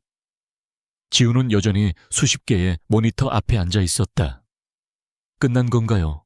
그녀가 조심스럽게 물었다. 지우는 그녀를 돌아보았다. 그의 눈은 더 이상 분노나 죄책감으로 흔들리지 않았다. 오직 사냥의 마지막 단계를 준비하는 포식자의 냉정함만이 남아 있었다. 아니, 이제 시작이야. 지훈이 말했다. 빙산은 무너졌어. 하지만 그 위에 올라앉아 있던 하이에나는 아직 살아있지. 그는 자신이 코너에 몰렸다는 것을 깨달았을 거야. 그리고 코너에 몰린 짐승은 언제나 가장 위험한 법이지. 그는 한 실장에게 고개를 돌렸다. 알파팀 전원 최고 등급 경계태세로 전환해. 지우는 박태준이 마지막 발악으로 무엇을 할지 정확히 알고 있었다. 그는 JX를 잃었고 돈도 잃었다. 그에게 남은 것은 오직 강지훈의 아들이라는 망상뿐이었다. 그는 하준을 납치하려 할 것이다. 그것이 박태준의 마지막 수이자 강지훈이 준비한 마지막 함정의 입구였다. 박태준은 벼랑 끝에 몰려 있었다. JNC 캐피탈의 파트너들은 그를 찢어 죽일 듯이 위협했고 JX 홀딩스의 감사는 맹수처럼 그의 목덜미를 물어뜯기 직전이었다. 그의 정치적 방패막이 되어주었던 자들은 이제 그의 전화조차 받지 않았다. 그는 모든 것을 잃었다. 수십 년간 쌓아 올린 부와 권력이 강지훈이라는 애송이의 차가운 전략 하나에 모래성처럼 무너져 내리고 있었다. 그의 집무실에는 광기 어린 정적만이 감돌았다. 그는 이 모든 실패의 원인이 오직 하나 서하준 때문이라고 결론 내렸다. 강지훈이 그 아이 때문에 7구역에 나타났고 그 아이를 지키기 위해 자신을 공격했다. 그렇다면 해답도 그 아이에게 있었다. 박태준은 더 이상 JX 홀딩스를 원하지 않았다. 그는 강지훈의 파멸을 원했다. 나다. 그가 암호화된 위성 전화로 단 한 곳에 연락을 취했다. 7구역에서 설쳤던 어설픈 깡패들이 아니었다. JX 홀딩스의 자금으로 그가 비밀리에 양성해온 전직 특수부대 요원들로 구성된 그의 사병 집단이었다. 그들은 돈을 위해서라면 살인도 마다하지 않는 그림자 부대였다. 목표는 블루하우스, 강지훈의 펜트하우스다. 박태준의 목소리는 쇳소리처럼 갈라졌다. 그곳에 강지훈의 아들이 있다.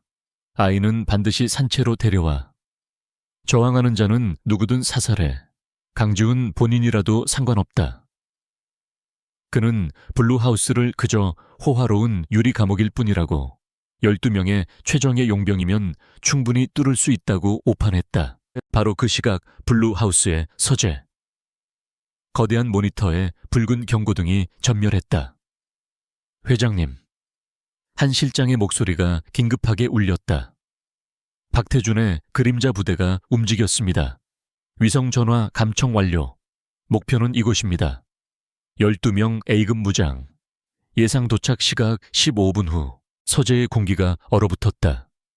그러나 강지훈의 눈빛은 흔들리지 않았다. 그는 이 마지막 발악을 기다리고 있었다.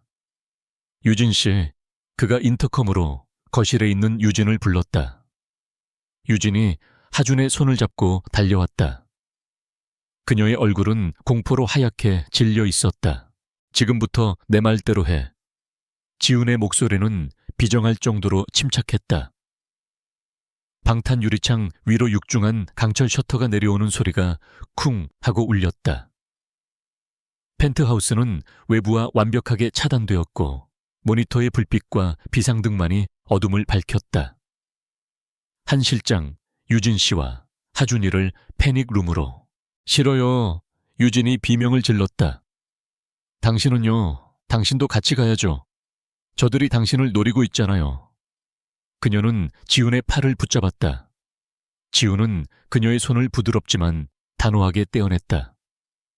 그의 시선은 아들 하준에게 향해 있었다. 그들은 내 아들을 잡으러 온 거야. 손님 맞이는 주인이 직접 해야지. 그는 하준을 바라보았다. 놀랍게도 아이는 울고 있지 않았다.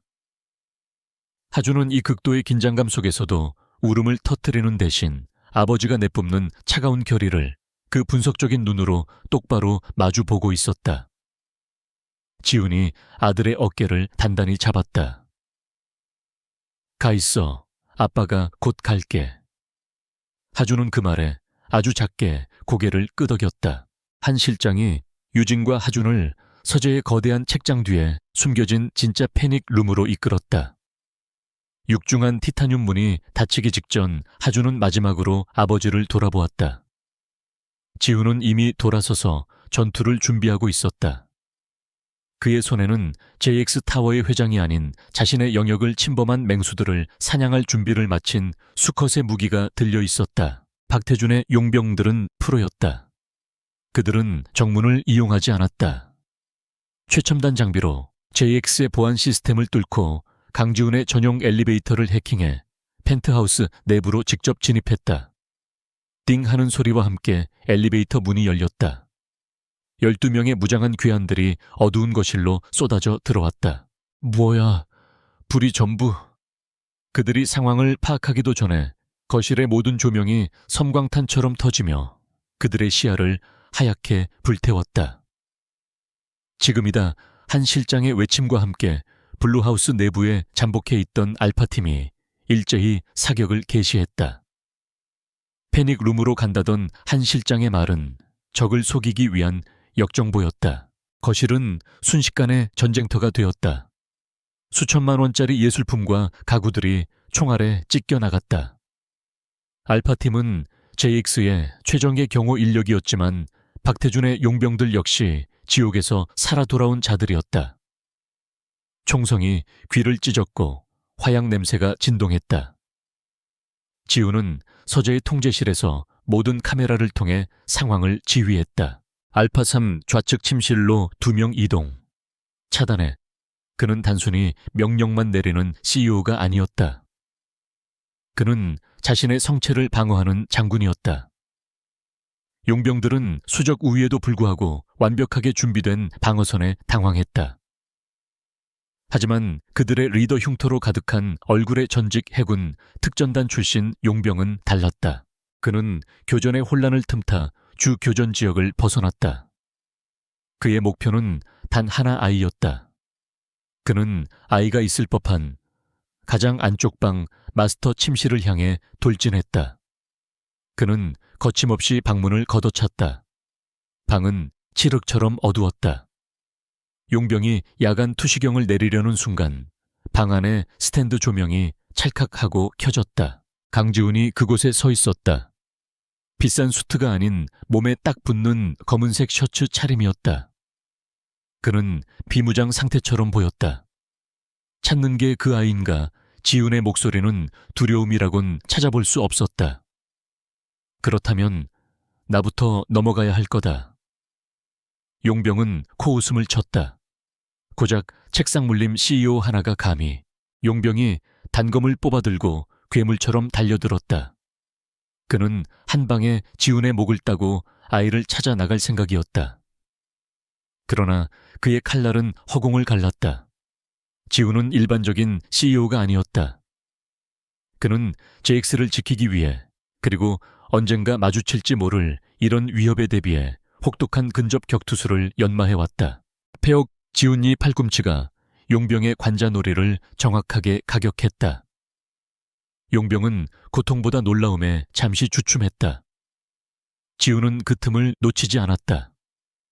그것은 아름다운 격투가 아니었다. 생존과 분노 자신의 새끼를 지키려는 아버지의 처절한 사투였다. 지훈은 용병의 칼든 손목을 꺾었고 무릎으로 명치를 가격했다. 용병은 수많은 실전을 겪은 베테랑이었다. 그는 고통을 참아내며 지훈을 밀쳐내고 다시 자세를 잡았다. 내 놈. 하지만 지훈은 이미 다음 수를 읽고 있었다. 용병이 다시 달려들자 지훈은 몸을 낮추며 그의 다리를 걸어 넘어뜨렸다. 육중한 몸이 바닥에 쓰러졌고 지훈은 망설임 없이 용병의 머리를 바닥에 쳐박았다. 몇 번의 정확하고 무자비한 타격 끝에 용병은 의식을 잃었다. 지독한 정적이 찾아왔다. 지훈은 거친 숨을 몰아쉬며 피가 흐르는 자신의 손등을 내려다보았다. 회장님, 한 실장이 총을 겨눈 채 달려왔다. 상황 종료입니다. 적 12명 전원 무력화. 아군 부상 2명 경상입니다. 지훈은 한 실장의 보고는 듣지도 않는 듯 곧장 서재로 향했다. 그는 책장 뒤에 패닉 룸 암호를 입력했다. 묵직한 문이 열리고 유진이 하준을 부둥켜 안은 채 울고 있었다. 하지만 하준은 울지 않았다. 아이는 어머니의 어깨 너머로 피와 땀으로 범벅이 된 아버지를 바라보고 있었다. 아이의 눈에는 공포가 아닌 경외감과 기묘한 이해가 담겨 있었다. 지훈은 그제야 긴장이 풀리는 것을 느꼈다. 그는 아들에게 다가가 그 작은 머리를 자신의 가슴에 묻었다. 그리고 한 실장을 향해 고개를 돌렸다. 그의 눈은 다시 JX홀딩스의 냉혹한 지배자로 돌아와 있었다. 박태준을 체포할 시간이다. 블루하우스에서의 격전이 끝난 지 불과 3시간 만인 다음 날 아침, JX홀딩스 타워는 살얼음판 같은 긴장감에 휩싸였다. 새벽 6시 모든 이사에게 긴급 이사회 소집이라는 강지훈 회장의 메시지가 발송되었다. 이유는 명시되지 않았지만 그 행간에 담긴 서늘한 기운을 모두가 감지했다. 박태준 부회장은 뜬 눈으로 밤을 새웠다. 그가 보낸 12명의 최정계 용병 그의 마지막 카드로부터 단 한 통의 연락도 오지 않았다. 최악의 시나리오가 그의 머릿속을 헤집었다. 실패. 그것도 완벽한 실패. 하지만 그는 강지훈이 어떻게 그 공격을 막아냈는지, 그리고 그 후에 무슨 일이 벌어졌는지 전혀 알지 못했다. 그는 이 긴급 이사회가 강지훈이 자신을 압박하려는 마지막 시도라고 애써 생각했다. 7구역 감사건이나 JNC 캐피탈 문제로 자신을 흔들려는 것이겠지. 그는 여전히 자신이 강지훈의 아들이라는 치명적인 카드를 쥐고 있다고 믿었다. 설사 납치에 실패했더라도 그 존재 자체를 폭로하는 것만으로도 강지훈을 매장시킬 수 있다고 오판했다. 오전 9시 최상층 이사회 회의실. 육중한 마호가니 문이 열리고 박태준이 들어섰다. 그는 일부러 여유로운 미소를 지어 보이며 자리에 앉았다. 다른 이사들은 불안한 눈빛을 교환하며 침묵을 지켰다. 강지훈의 빈 회장석이 유독 차갑게 느껴졌다. 정각 9시 5분. 회의실 문이 열리고 강지훈이 들어섰다. 회의실의 모든 공기가 순간적으로 얼어붙었다. 이사들은 자신들의 눈을 의심했다. 강지훈은 완벽하게 다려진 수트를 입고 있었지만 그의 모습은 평소에 얼어붙은 성체와는 미묘하게 달랐다. 그의 오른쪽 광대뼈 근처에 희미하지만 선명한 멍자국이 남아있었다. 어젯밤에 사투가 남긴 훈장이었다. 박태준의 심장이 쿵 하고 내려앉았다. 저 상처는 무엇인가? 그는 본능적인 공포를 느꼈다. 강지훈은 자리에 앉지 않았다. 그는 거대한 회의용 스크린 옆에 섰다. 그의 눈은 감정이 배제된 채 오직 박태준 한 사람만을 정확하게 겨누고 있었다. 긴급 이사회를 소집한 이유는 단 하나입니다. 지훈의 목소리가 회의실을 울렸다. 박태준 부회장의 해임, 그리고 그에 따른 법적 고발 절차를 논의하기 위해서입니다. 박태준이 실소를 터뜨렸다. 해임 고작 7구역 감사건으로 날 해임하겠다고. 강 회장 아직 이사회의 정치학을 덜 배운 모양이군. 증거도 없이 그의 말은 스크린이 켜지면서 끊겼다. 첫 번째 화면은 JNC 캐피탈의 복잡한 자금 흐름도였다. 증거 1. JNC 캐피탈을 이용한 3천억 원 규모의 횡령 및 비자금 조성 내역입니다. 지훈이 리모컨을 누르자 JX건설에서 유령 회사로 다시 JNC 캐피탈로, 그리고 최종적으로 박태준의 해외 차명 계좌로 흘러 들어간 돈의 흐름이 적나라하게 드러났다. 박태준의 얼굴이 하얗게 굳었다. 섀도우 팀이 복원한 완벽한 장부였다. 이사들이 경악에 찬 신음을 내뱉었다. 이건 조작이야. 나를 음해하려는 수작이다. 박태준이 고함을 질렀다. 하지만 그의 목소리는 절박하게 떨리고 있었다. 조작이라고 하시는군요. 지훈은 눈 하나 깜짝하지 않았다. 그렇다면 다음 증거를 보시죠. 이 비자금이 어디에 쓰였는지. 화면이 바뀌었다. 7구역 시장 건물의 내부 CCTV 영상이었다. 박태준의 용역들이 폭발물을 설치하는 장면, 그리고 그들의 리더가 누군가와 통화하는 음성이 흘러나왔다. 예, 부회장님. 말씀하신 대로 사고처럼 보이게 처리하겠습니다. 건물 전체가 무너질 겁니다. 박태준의 라인이라고 믿었던 이사들조차 얼굴이 사색이 되었다. 횡령을 넘어선 살인 미수입니다. 지훈이 냉정하게 선언했다. 수십 명의 주민이 목숨을 잃을 뻔했습니다. JX홀딩스에 이름을 걸고 자행된 테러 행위입니다. 박태준은 이제 자신이 강지훈의 함정에 완벽하게 빠졌다는 것을 깨달았다.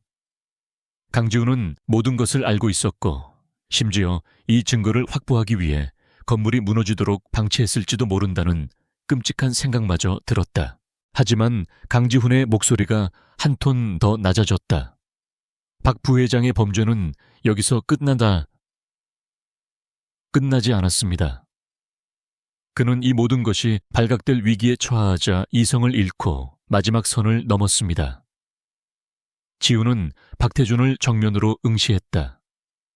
그 눈빛은 한겨울 시베리아의 얼음벌판보다 더 차가웠다. 어젯밤 23시 14분. 박태준 부회장은 자신이 불법적으로 고용한 사병 12명을 동원해 내 사택 블루하우스를 침공했습니다. 이사회가 폭탄을 맞은 듯 술렁였다. 이유가 무엇이었을까요? 그는 왜 JX홀딩스의 회장을 직접 공격하려 했을까요? 지훈은 리모컨의 마지막 버튼을 눌렀다. 스크린에는 아무것도 뜨지 않았다. 대신 회의실의 최고급 스피커를 통해 지독하게 선명한 음성이 울려 퍼졌다. 박태준이 어젯밤 위성전화로 용병 리더에게 내렸던 바로 그 명령이었다. 목표는 블루하우스. 강지훈의 아들이 있다.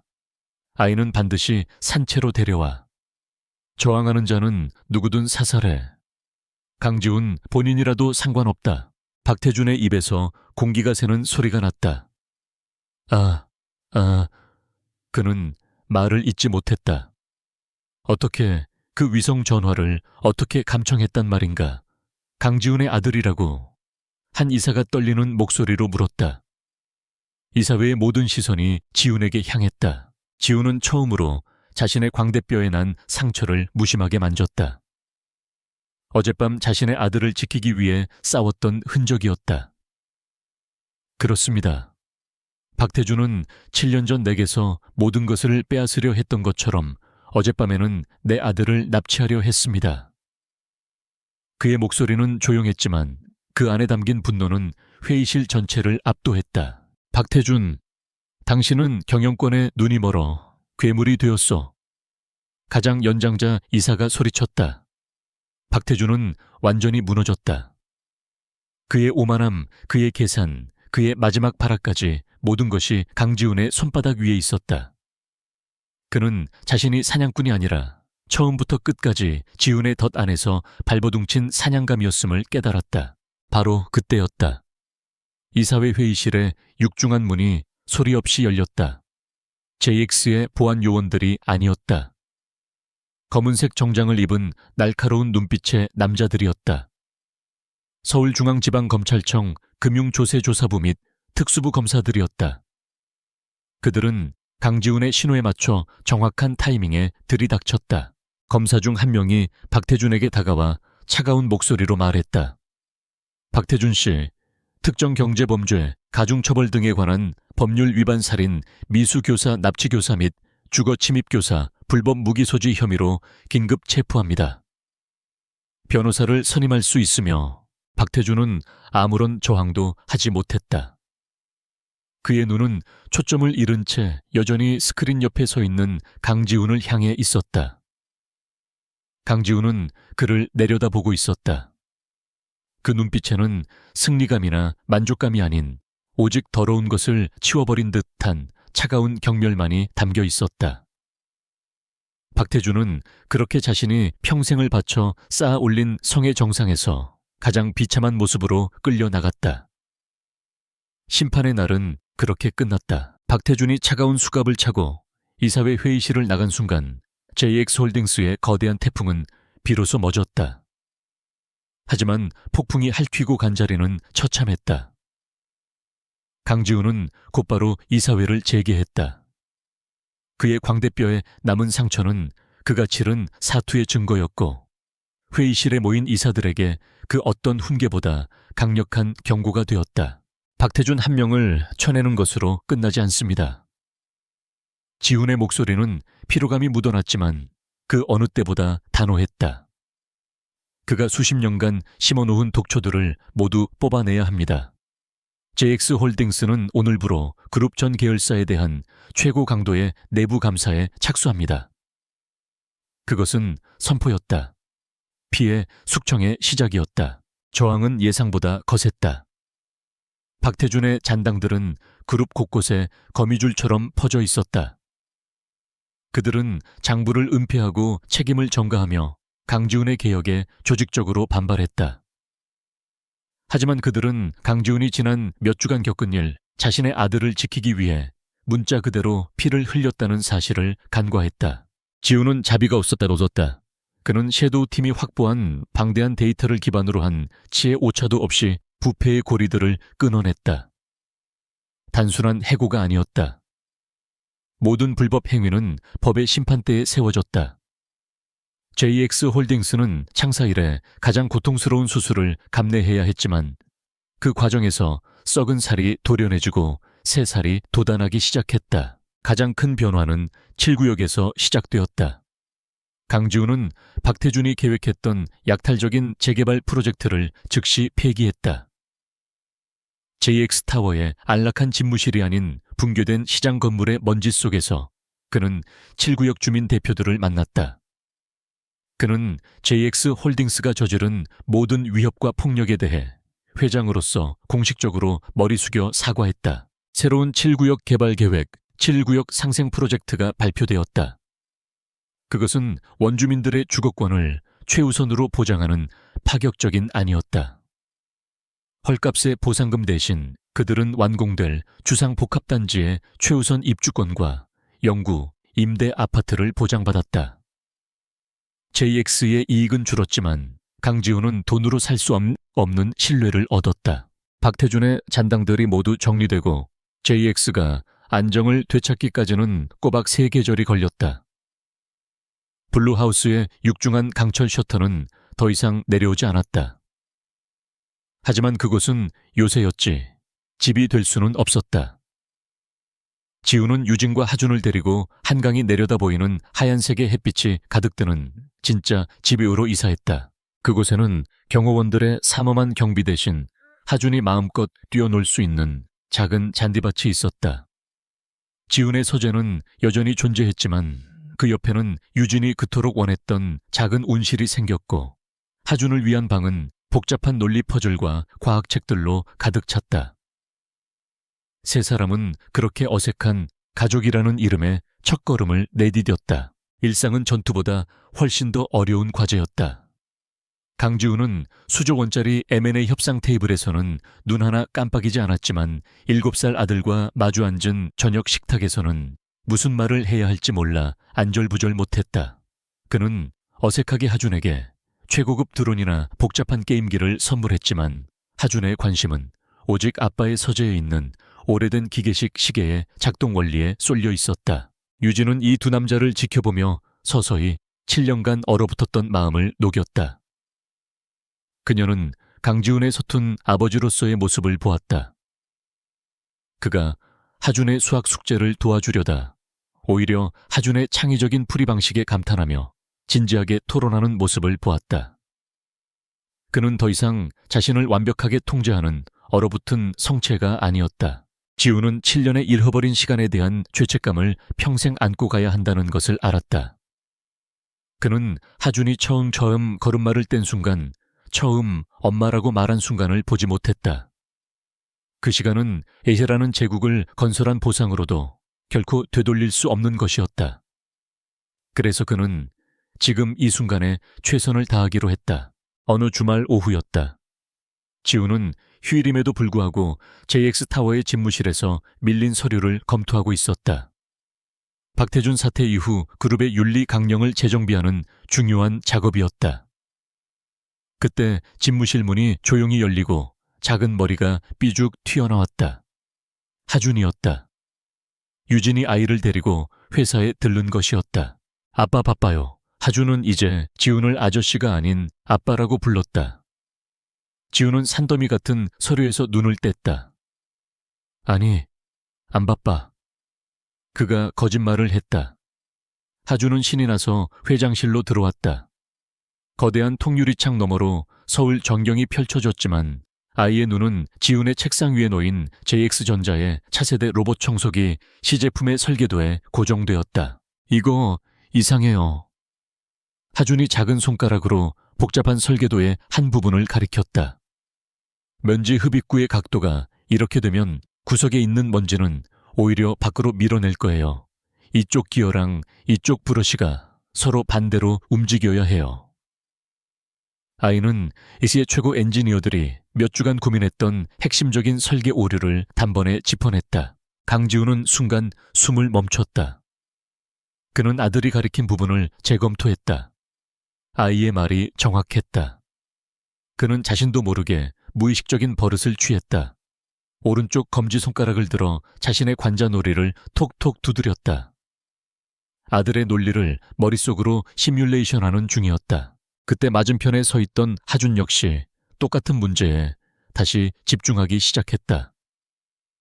아이 역시 작은 검지손가락을 들어 자신의 관자놀이를 톡톡 두드렸다. JX홀딩스의 거대한 집무실 안에서 냉철한 CEO와 7살 아들이 완벽하게 똑같은 버릇으로 똑같은 문제에 몰두하는 기묘한 정적이 흘렀다. 얼마 후 지훈이 먼저 내 말이 맞구나 하고 낮게 중얼거렸다. 그는 설계도를 내려놓고 아들을 바라보았다. 7구역의 먼지 구덩이에서 깡패 앞에서도 기죽지 않고 자신을 노려보던 그 작은 아이. 자신의 피, 자신의 버릇, 그리고 자신의 두뇌까지 물려받은 아들. 하준이 해맑게 웃으며 물었다. 내가 고쳤어요. 지훈은 대답 대신 처음으로 아들을 번쩍 안아 올려 자신의 무릎에 앉혔다. 그는 7년 전 그날 아이를 처음 발견하고 내 아들이다라고 외쳤던 순간을 떠올렸다. 그 외침은 공포와 충격이었지만 지금 이 순간의 깨달음은 완전한 기쁨이자 구원이었다. 강지훈의 입가에 아주 옅지만 누구도 본 적 없는 따뜻한 미소가 번졌다. 그것은 얼어붙은 성체가 마침내 녹아내리고 있다는 신호였다. 그는 JX홀딩스를 지켜냈고 정의를 실현했으며 7년 만에 가족을 되찾았다.